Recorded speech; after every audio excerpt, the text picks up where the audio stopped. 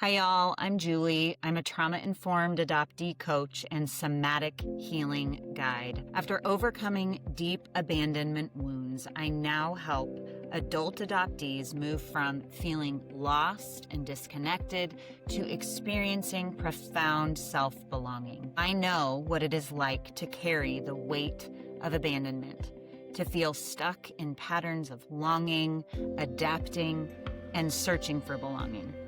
To have tried every healing modality available and come up empty. My own healing has taught me this. The answers aren't out there, they're buried within me, and I'm here to guide you home to yourself. The Resilience Project podcast brings voice, visibility, and validation to the parts of adoption society rarely names, but all of us feel. Through an trauma-informed somatic lens, I explore the lived experiences of the entire adoption constellation with a tender emphasis on the adoptee experience. This podcast goes beyond storytelling into soul-telling. It offers embodied insight, compassionate education, and a path towards awareness, hope, and strength. Each episode invites listeners to understand adoption more deeply, not just with the mind, but with the nervous system, and to reconnect with the truth, identity, and belonging that were always yours to come home to. Welcome.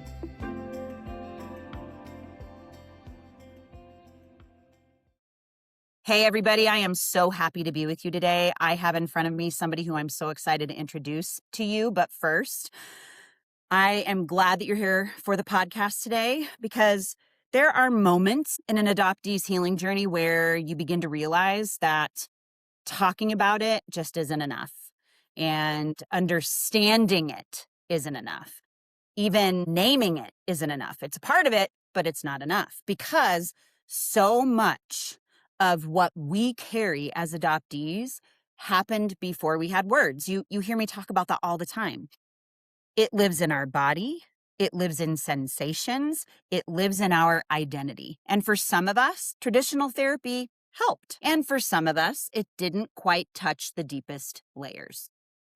Today, I'm actually sitting down with fellow adoptee Joni Kim, and we're going to talk about her origin story, the gap that she experienced from traditional therapy, and how she actually began to explore alternative pathways, including plant medicine, as a part of her healing journey.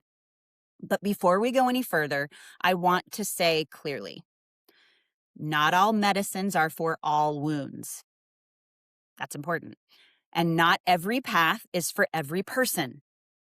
This conversation is not about promoting a one-size-fits-all solution because neither one of us believe that that's the case for adoptees. It's about discernment. It's about preparation, integration, and again, identity.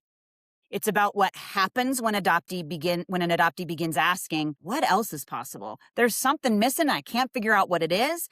So we talk about the importance of preparation and integration. We are going to talk about identity alchemy, which is something that Joni has coined. We're going to talk about spirituality. We're going to talk about reclaiming the parts of ourselves that were fragmented early.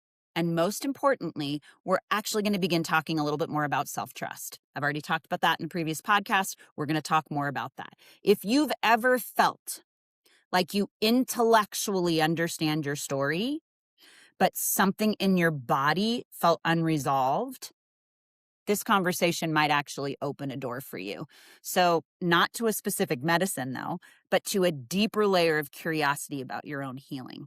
So we're going to go ahead and dive right on in. And I'm curious, Joni, first of all, welcome. I love that you are here. I am honored that you wanted to have this conversation.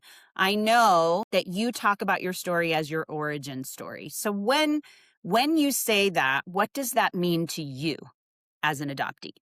Well, first of all, Julie, thank you for that intro. It was just beautiful. And you really hit so many points. So I'm just thrilled to be here. Thank you for having me. Very honored. Absolutely. You are welcome. So for my origin story, it's interesting because I think of it as like I think of things as like my first story, my second story. And my first story is really like, who am I before all the conditioning? And even within this journey that I've been on, it's really trying to reconnect with that self from my first story. And so you'll hear a lot of that as I talk about plant medicine and how that for me was a breakthrough. And as you had mentioned, it's different for everyone. So even as we speak about this, plant medicine for me was a modality that finally I was able to really access some of the pre-verbal that you had mentioned, Hmm. be able to get to that origin story that I otherwise was you had talked about at one point this empty space, Hmm. and to be able to start kind of filling that in from that origin story. Does that make Yep. sense? I mean, I think we all have something like that.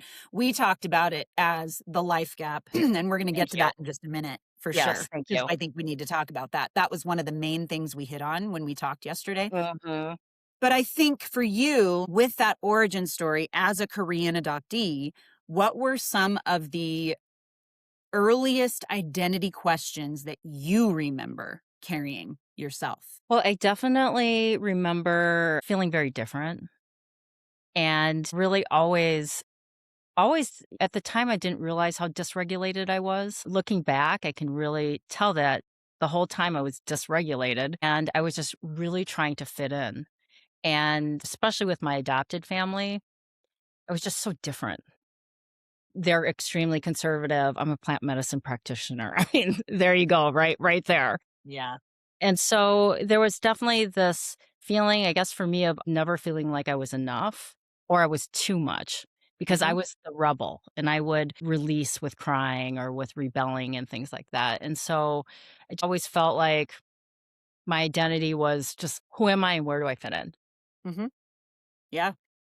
And then, of course, our whole lives are spent exploring that. Like, how do I Yes. get back to who I really am? Right. Mhm. And Yeah. there's so many layers. It's so wonderful talking with you because you get it, obviously. The journey, it's a lifelong journey, and there's so many layers, and society doesn't understand it. They really don't. And I think even when we go back to that whole idea of the life gap, that Lisa Ann from the Wandering Tree podcast is the one who I got that from. FYI, I always like to call Okay. out where I got that from. I like it because it's true. That's what it feels like. It's this gap in our life that we don't have any reference to or record of. Mhm. And there's a sense of we're missing pieces. That whole fragmented idea that I talked about in the intro. So for you, did you experience that? And what was that like for you? Yes, absolutely. And it's interesting when you say the life gap because I think of it almost like as an energetic gap. Mm. Yeah, that's good. It was when I read, the book by Nancy Verrier. Have you read that? Yeah, She The Primal Wound, yeah. It was the first time where I thought, "Wow, it just made so much sense." And the more that you hear about what's coming out with science and data, it just confirms it, right? That there totally. is a spiritual bond. And they even talk about, like, the DNA that's still in the mother's womb, that there's Yep. coherence that happens. And so, yeah, I to me, it was just this hollowness inside. There was a hole, there was something that was missing. And I really believe that it is what you're calling the life gap. It's that, and again, it's this that bond that was cut off. And then you go throughout life and you're trying to recall or you're trying to fill it in. But I love the whole analogy of wound to scar. Yes. Because you're not gonna change it, but you will put a scar over the wound. And so I guess that's kinda how I think about that life gap, about that hollowness. And so much of it is obviously we experience it in how we've tried to attach to relationships throughout life. And so getting back to that plant medicine is it really helped me to remember pieces of that life gap. I know we'll get into it more, Yeah. but just being able to have that remembering of, again, that feeling, that embodiment. Yeah, totally. Which is huge for adoptees, and I think can be definitely missed in traditional therapy. And I mean, it's funny, whenever I talk about this, I'm a trained therapist. I mean, I have my master's in counseling, and I don't mean to be that way, but at the same time, I experienced it myself. Traditional talk therapy does not touch the parts of trauma that we need to access. And so with that, I guess my question to you is, when did you realize that that didn't really fully touch your own lived experience and what lived underneath those layers that you were referring to? I mean, to be honest, it never really worked for me. I I mean think there's a lot of adoptees that it doesn't work for. I'm just saying, anyway. I mean, I probably felt like, okay, I was able to talk about it, so I was able to release some of it, Mm-hmm. but it was very surface, Yeah. you know? And I really felt there wasn't the connection and the understanding. Mm-hmm. And even after I'll share this with you because it makes me think about when I had my first reunion. I did meet my siblings from my Korean family, and it was very disruptive when I came back in my life and destabilizing. And so tried to seek out someone who would understand this. And I ended up went to a counselor at the adoption agency that we had gone through. And I felt like, bless their heart, they were trying to do the best that they could. But I felt like I was giving them data, Yep. you know? And so then I was like, wow, this is such a misunderstood space. And that's where I think a lot of us are just feeling like you bump into wall after wall and you're just trying to figure it out from the ground up versus having a big picture and being able to filter it out. Well, yeah, I mean, I would even go as far to say, I don't know if it's from the ground up. I think it's from the top down, because I think I know what you're trying to say, but it's this whole Yeah. idea, we're addressing it from the head when Yeah. I like that. that's not where, that's not Yes. where any of this occurred. So it doesn't work. Oh, yeah. I like that. Yes. Yeah. Yeah. Yeah. And that's the whole thing is like so many people are up here, right? And traditional talk therapy is here. Yeah. And you try to solve it from here. And you can't talk your way out of something that was pre-verbal, Right. you know? I've been saying that for the last 2 weeks, as preparing for my upcoming, You Are Not a Burden gathering that I'm having on Tuesday. I've been talking about that you can't talk your way out of pre-verbal stuff because there's no words for it. So See, there's a reason why we're together. I mean, I just love it. So with all that, keeping traditional therapy, it works for some to some degree. It can help with maybe that top layer. But then what does that sometimes miss for us? In Mhm. your mind, what is it missing? What are the components that it's missing? So before even getting to that, the thought that I had is interesting because I was talking to someone who is more on the medical side of health. And he made this comment that was so interesting, which is think about all of the advancements for physical health and compare it to mental health and the type of it's archaic. Mm-hmm.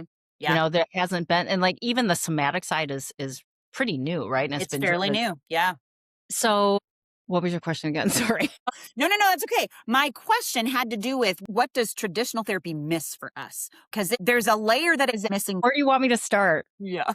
I mean, before even getting to the fact that we know the issues are in the tissues, right? Yeah. And that talk therapy is so much in the head, um, is the whole aspect that we had this whole experience of loss and grief before we could even speak.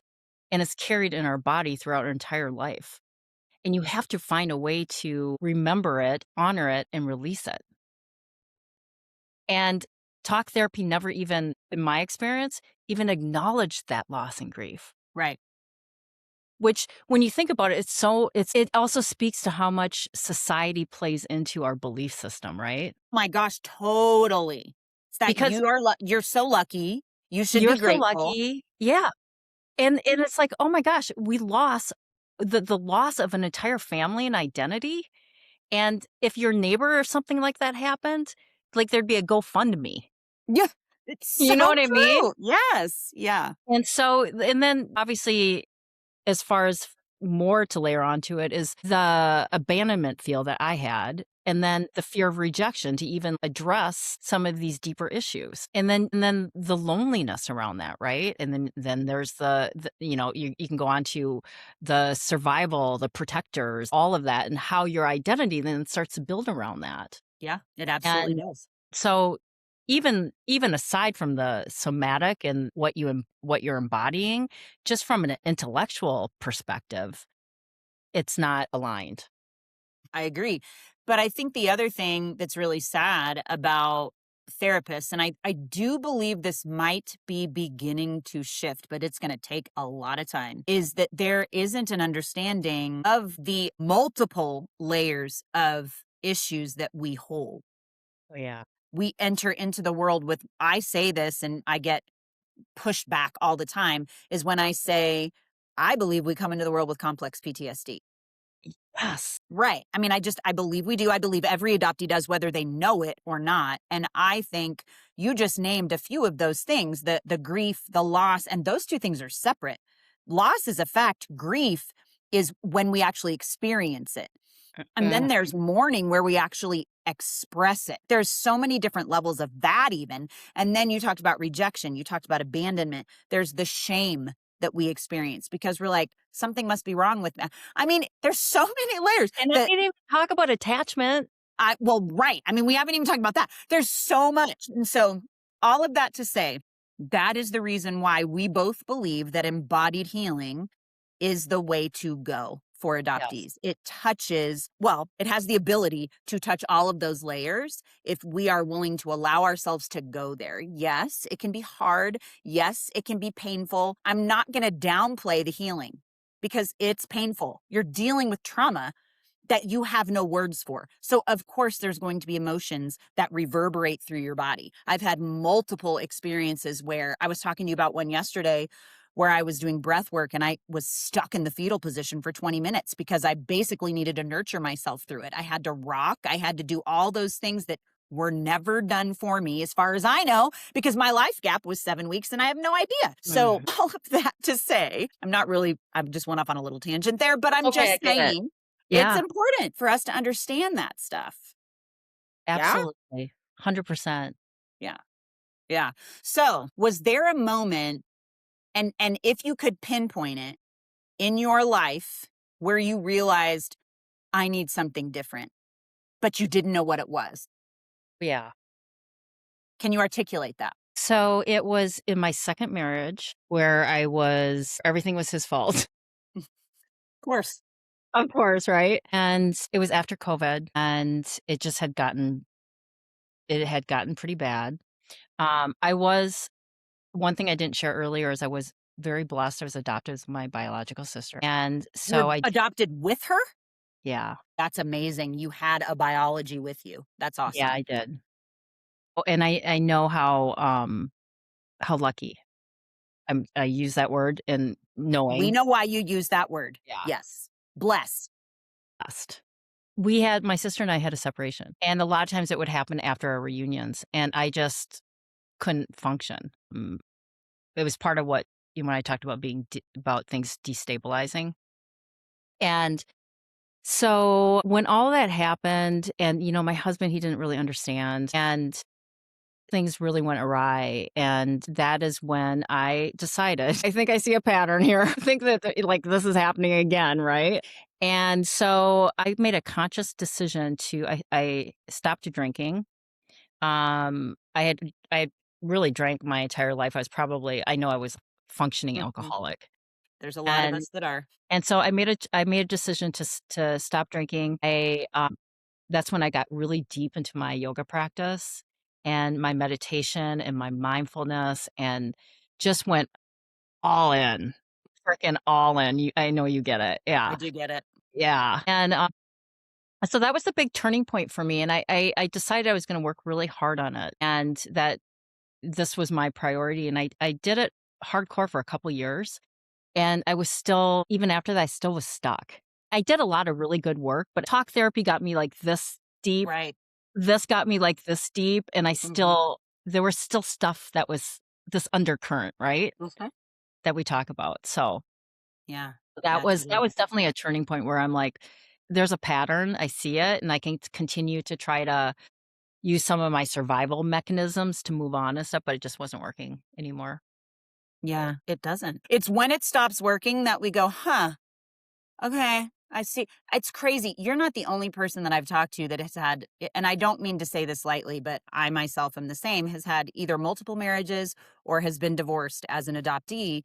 And part of that, I think, has to do a lot with what we've already discussed: the fear of abandonment, the Attachment, fear of rejection, attachment, all of all of it. that. We never experienced the real, the beginning bond that we were supposed to have. And Yeah. so we need to recognize ourselves.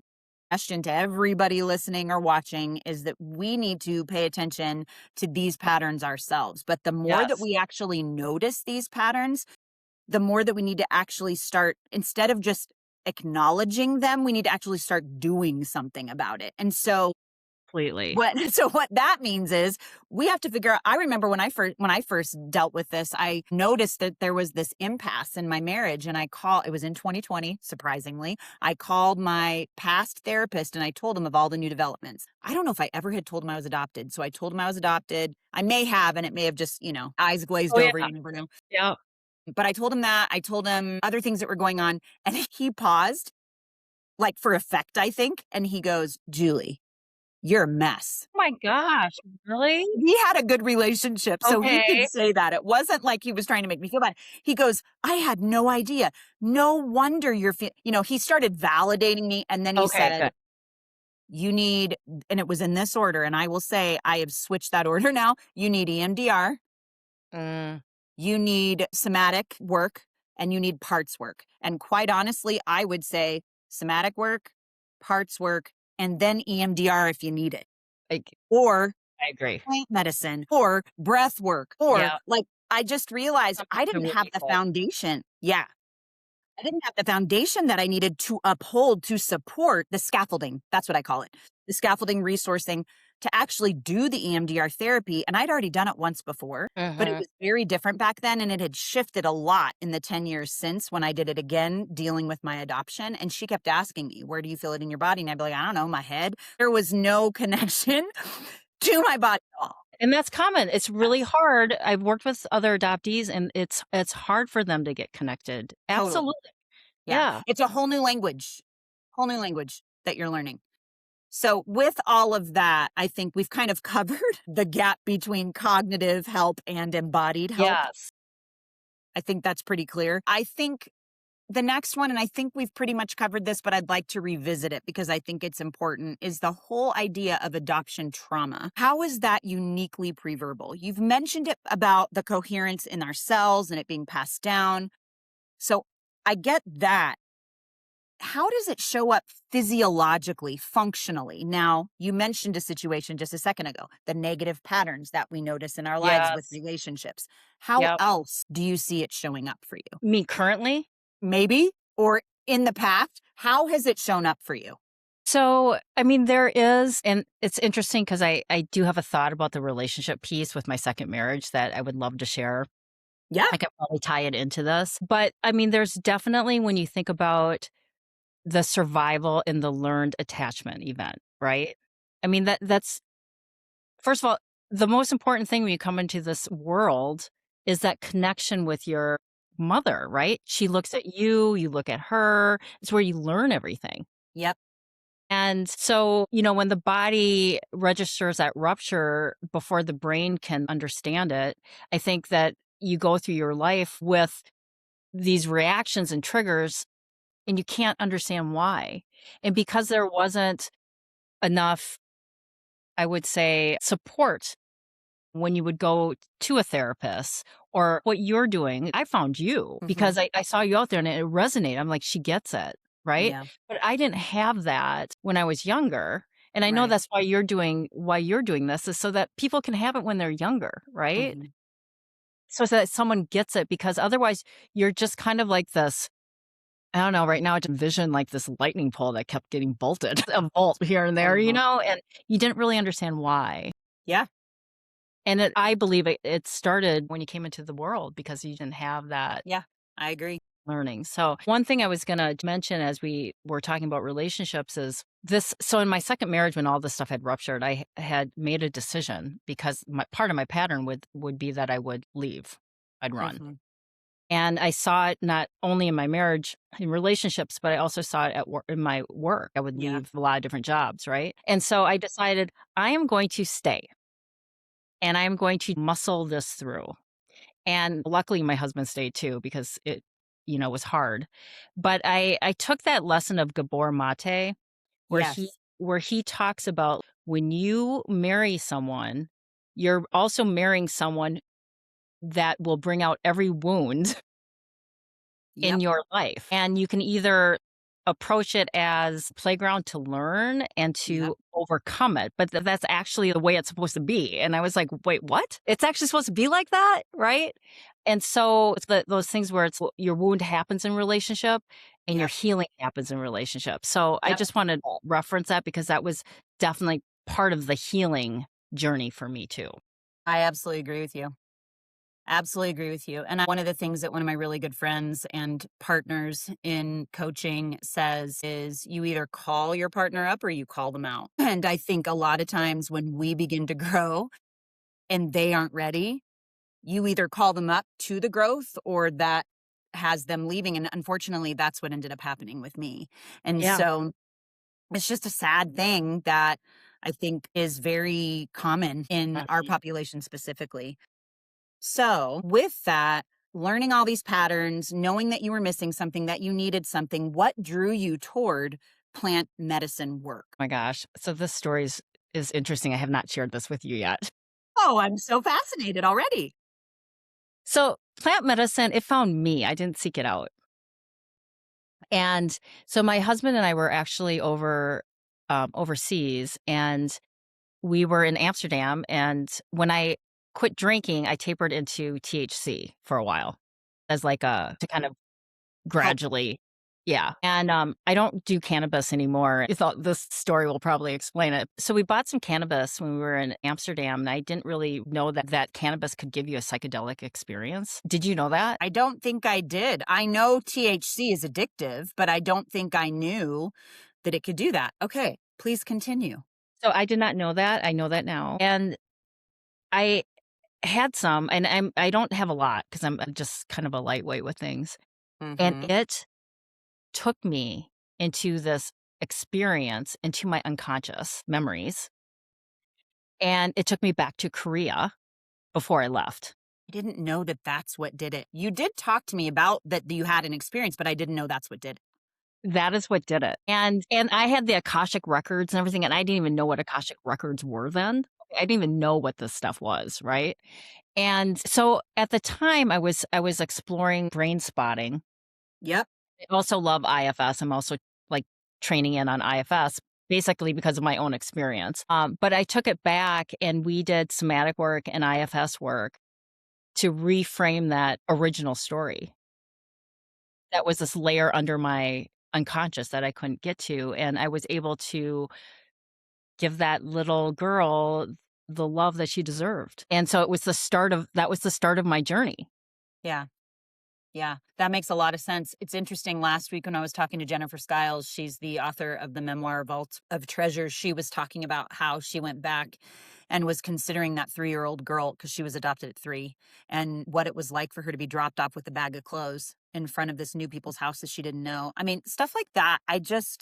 Heartbreaking. It is heartbreaking. And I just did a practice with a group of women today where it's hard to do this collectively, but I did the best I could where I took them back to a place that needed their nurture. Didn't know who it was going to be, meaning didn't know what age it was going to be. Kind of like you talk about parts work. I try to take people back to this part of them that still feels stuck, that is still trying to protect them. That is parts work. Protector, They go yeah. back and experience the relationship with them and nurture it. And I remember finishing, it was just, 10 minutes. And I remember finishing and getting back to the screen. And one of the women was just sobbing because she had connected with this 10-year-old version of herself that really needed her. And it's stuff like that where I feel like that's the beauty of what we do and being able to say, what was that like for your body? What did you experience when that was happening?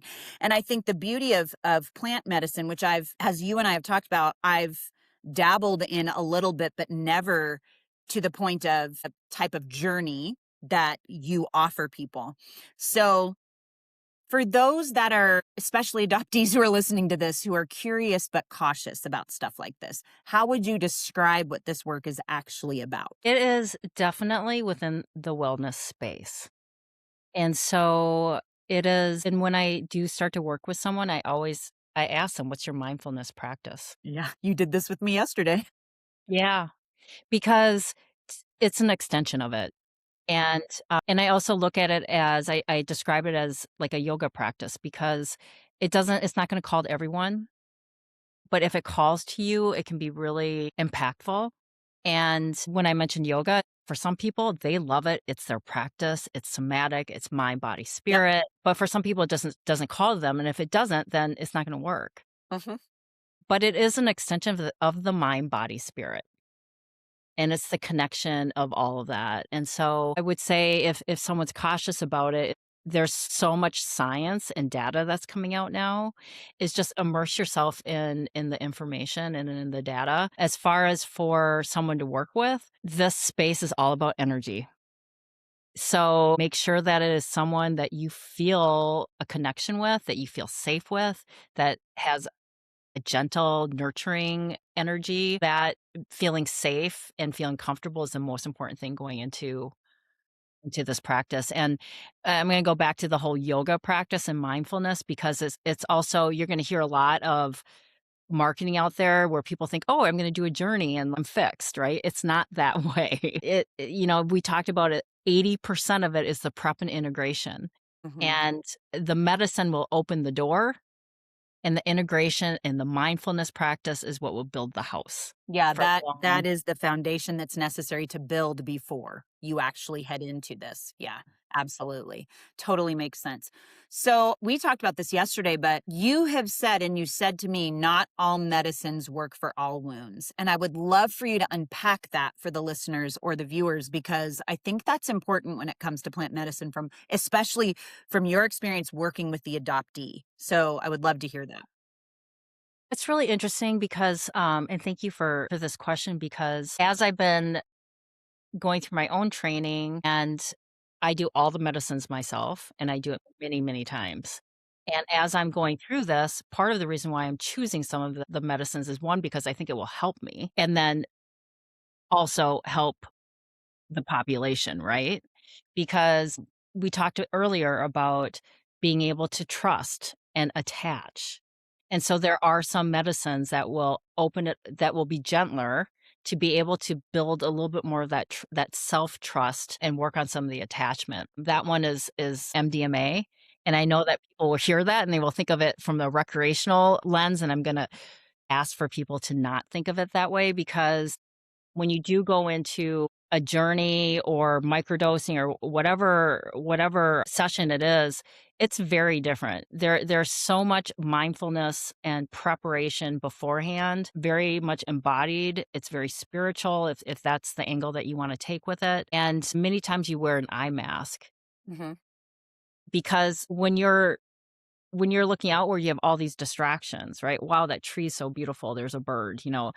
But when when you have the eye mask, you're going inward, Yeah, and it is completely different. It's hard to describe until you do it, but it's quite amazing. yeah, So yeah.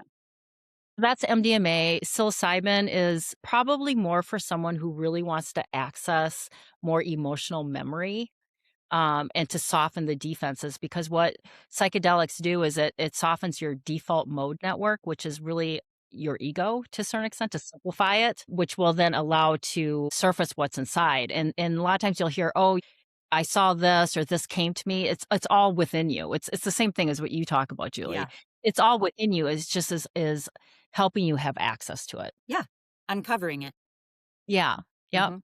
Yeah. There's like a 5-MeO, which is very existential. We talked about San Pedro yesterday, which is in the family of peyote. It's very heart-centered, it's slower, it's beautiful in the way that you can actually integrate while you're in it. Mhm. So there's a lot of psycholytics that will happen, talk therapy while you're in the medicine, and then it really helps having more compassion towards yourself and others depending on what you're looking for. And then a lot of people have heard of ayahuasca. I mean, it's a big buzzword out there, and that is something that I recommend later in your journeys. It's something that you really work up towards. You want to start with something that's gentler and safer.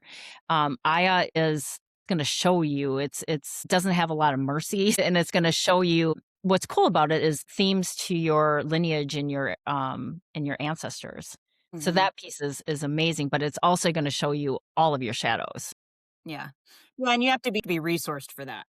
You have to be resourced, and you have to work up towards that. So if you hear someone being like, "Oh, I'm just gonna jump into ayahuasca," it's like, probably wouldn't recommend that. I'd probably recommend some of these gentler medicines, not only the medicines, but also microdosing into mini dosing. There's museum dose, and then there's the macro. So there's an art to it.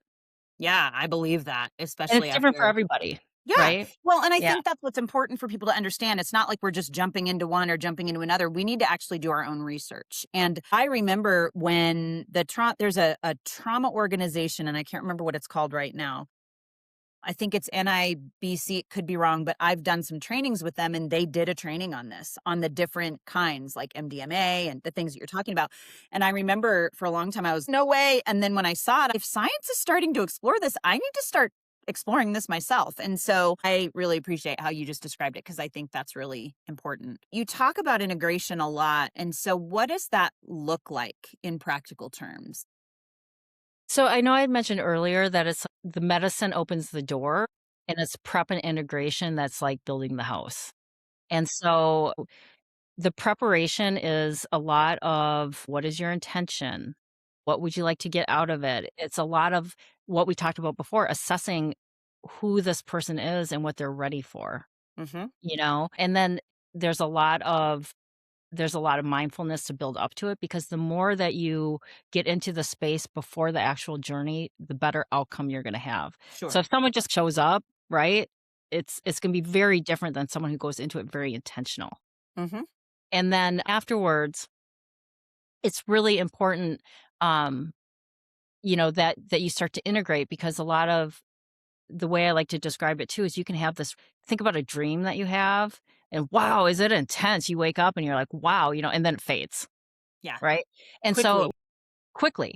And so then you're like, "I gotta write this down," right? Because otherwise I'm gonna forget. It's very similar to that. So you could have this incredible journey and stuff, and then it's gonna fade. And so that's why afterwards there's a lot of, like, journaling, there's a lot of integration. I like to say that 80% of the healing happens around the ceremony, because without it, you can re-traumatize yourself because you're reopening this material without the support afterwards.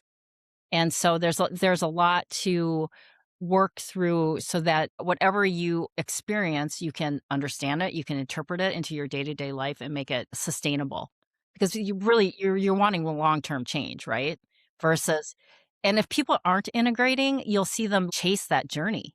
You may see them just do a journey after journey. No, what I recommend is you integrate until you cannot integrate anymore. And Yeah. then you're ready to go deeper and get more messages. Yeah, I really like that a lot.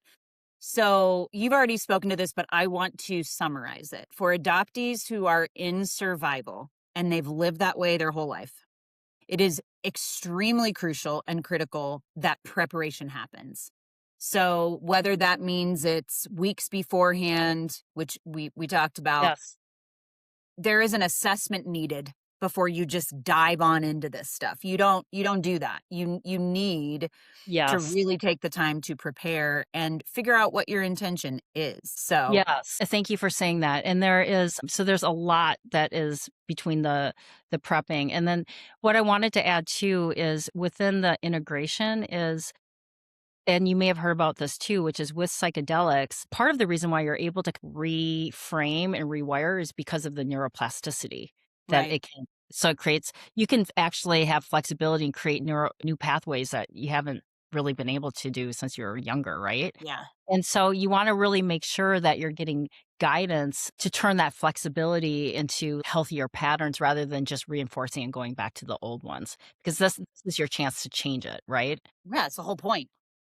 Exactly. You So haven't tried something different. You've tried all the other traditional modalities. Let's try something different if you're feeling that's what I tell people. You've done talk therapy, you've done EMDR, you've done all these other things, but have you ever tried somatics? Maybe you should try that and see if that's going to exactly. help you. Yeah. Yeah. And even just simple things like saying, don't watch the news. When you have that 2 week of neuroplasticity, maybe stay off your phones. Be gentle with yourself because you're able to start to reframe. Yeah, totally. You're totally right. So you've talked about your identity alchemy framework, if you will. So to help people understand this, what does being alchemized mean? So it's if you think about the transformation of living in reaction, right? Versus being able to respond. So, Totally get you it. know, think about it like you're living in hyper independence. People are people pleasing, fear of abandonment. It's running your life, right? Mhm. And again, it's adaptations. It's not flaws. It's just what some of our early rupture look like. It's And actually so, wisdom. In my opinion, it's wisdom from our mhm, body. Yeah. wisdom, I like that. So it's really taking that unconscious survival mechanisms and then alchemizing it into more consciousness, Yeah. conscious leadership with more agency. So and we talked about the wound and the scar. So it's not changing who we are. It's just throughout the identity alchemy, you're remembering, you're honoring, you're loving, you're releasing, you're becoming whole, you're becoming aligned. And until you kind of go through that alchemizing Mhm. transformation, which I do really believe it is a combination of narrative reframing, some IFS, and then the plant medicine really helps to reframe and rewire and remember. And so yeah. So it's a combination of all of it, and that's why it's a 6-month program. It's for someone that's really gonna take the investment. Yep. I get it. So is mine. So I totally understand that. It's Mhm. understanding that we've been years dealing with this. So we need to give ourselves the investment of 6 months to really focus on it. I At a think it's minimum, I 'cause it's a agree. lifelong 'Cause I've got journey. a 6 month and a 12 month. And even coming back and revisiting because there's layers that we uncover, I think it's very, very important. So I really appreciate that. And actually, as you were describing that, it sounds very similar to mine, but in different terms, which I find really fascinating. And I think that's But why, yeah, I know. yeah, I think that's why we connected for yeah. sure. Let's see. I know we need to be wrapping it up soon. So I want to try and tie all of this up with a bit of a bow. So, when I think a lot of adoptees feel like they're broken, that there's something really wrong with them. So, how does this type of identity shift work when someone is actually feeling that? So, when they begin to stop seeing themselves as that, what have you noticed when you've worked with somebody? Does that make sense? I mean, the clarity just brings so much. Yeah. Once you see it, you can't unsee it. Yeah. And one thing that I love to say is we don't become healed overnight, but we become what we consistently honor. Fully, totally agree to that. So, it's the consistency. Consistency and what you're honoring, right? And it's like what you see is what you become. Yep. Yeah. And it That's helps really, it really it good. it just helps you to see differently. It helps you to see what's truth because there's so much beneath all this conditioning. I mean, you Yeah. get it, you totally get it, but when you finally see it, you're like, "My gosh." Yeah, it feels like I remember when I first really saw it, it felt like somebody smacked me across the face. Yeah. It was just it was jarring, but it was so good. I was so, so grateful for it. And when you're younger like that, I get it because you believe what people tell you. But it's once you pause and start to really work on it to start to really see what's truth underneath all that. Totally. That's what we're trying to uncover. And I know we have felt really, really supported in a lot of ways by the adoptee community. Yeah. I'm wondering how you feel that what part that plays because these journeys are actually highly individual. So how would you say that the community plays a role in this? So I think that there are, and I'm glad that you brought this up because there are individual journeys and then there's group retreats. And the group retreats have been incredibly healing for me as well. So it's Mhm. nice having a combination. I didn't mention that earlier and I should have. Okay. Yeah. But it is being witnessed Huge. is what it needs. And I do have a vision for that, being able to have more group retreats within the space, Yeah. not just about the plant medicine, but it would be part of it, right? Yeah. And so, yeah, I mean, I think that the community connection is really is integral. Yeah, Liz and I, who I talked to you about yesterday, we're doing the retreat in May. I would love to really think about partnering and seeing what that would look like. Wouldn't that be amazing? Something to really consider.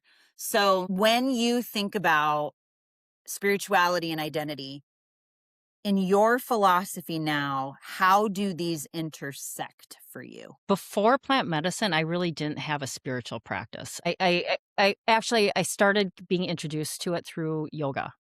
Hmm. And I mean, I just didn't have that growing up. It wasn't really introduced to me a whole lot. And I just it's really, to be quite honest, it's been really a guiding light for me in my healing. Absolutely. That there's something bigger, that we're all one, that the equality, the belonging. I mean, it was, and I hesitate saying this because everyone's journey is different, and everyone's experience is different, but just that feeling it in my body Hmm. of being all connected. When growing up, I always felt like I was on the outside, Yes. and to actually feel like I have a front seat at the table and I am loved and I am equally as important as all one. It was just so healing. Yeah, I would agree.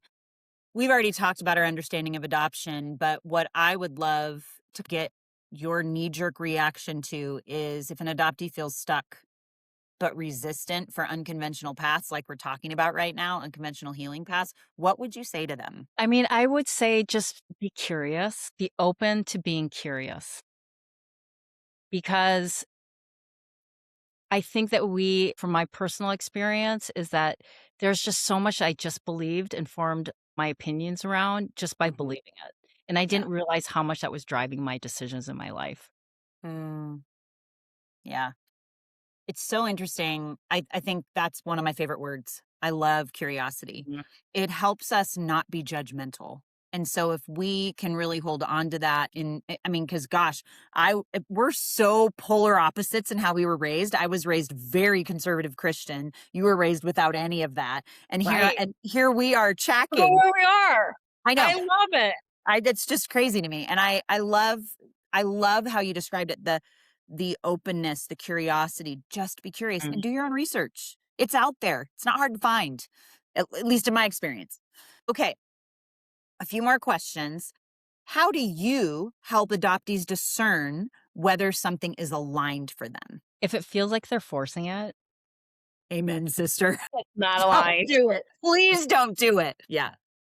And when you start to really feel the flow, you're like, "Oh my gosh, it's so much easier."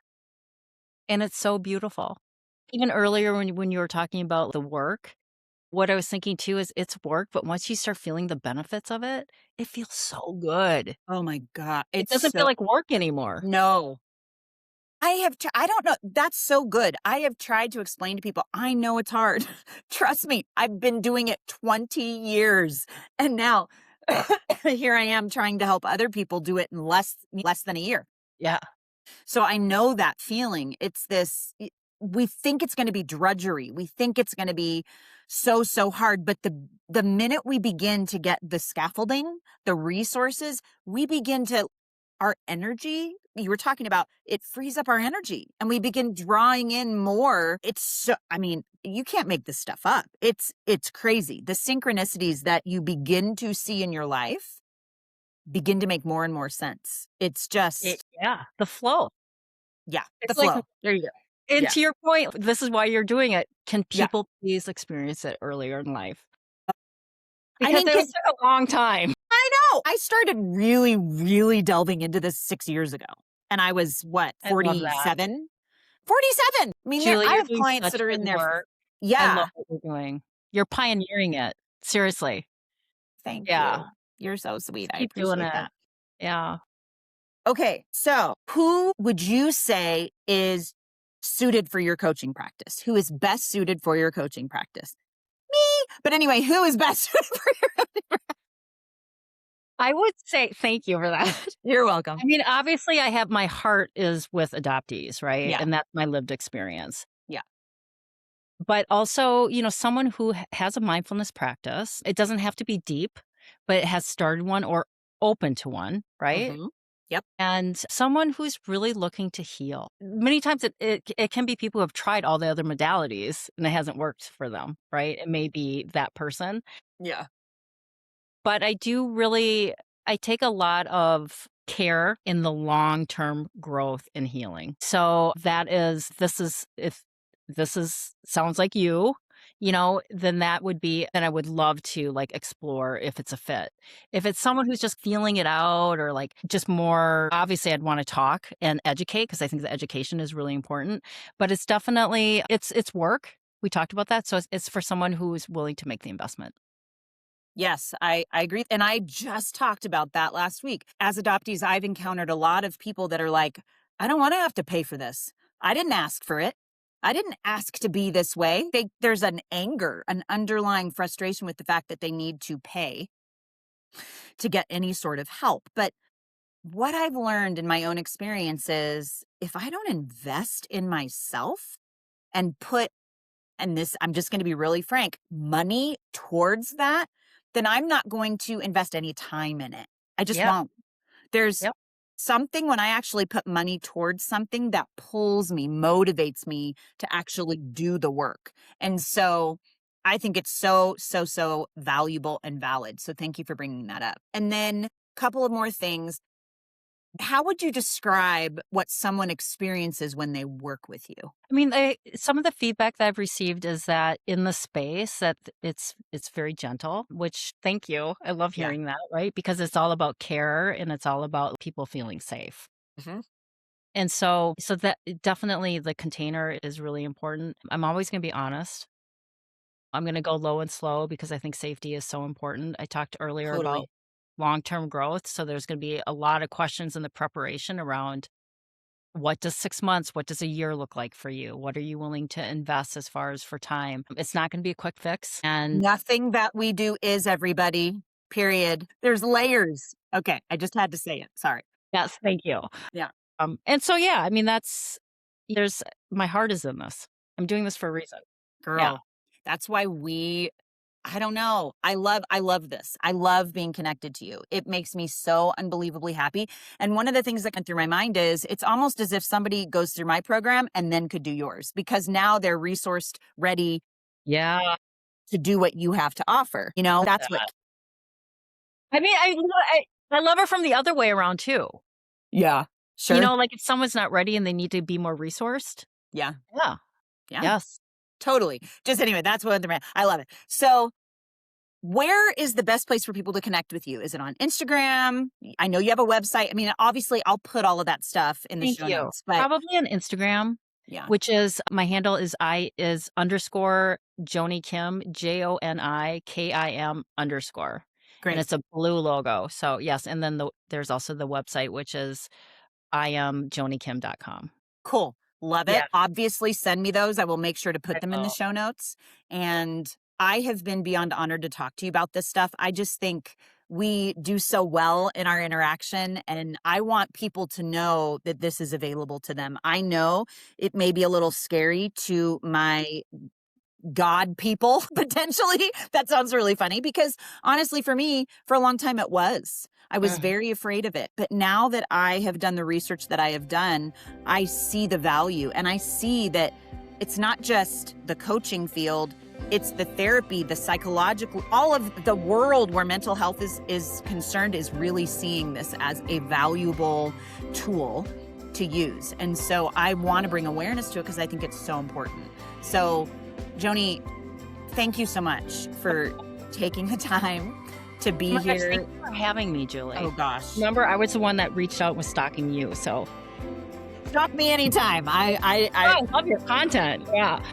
You're so sweet. I appreciate that.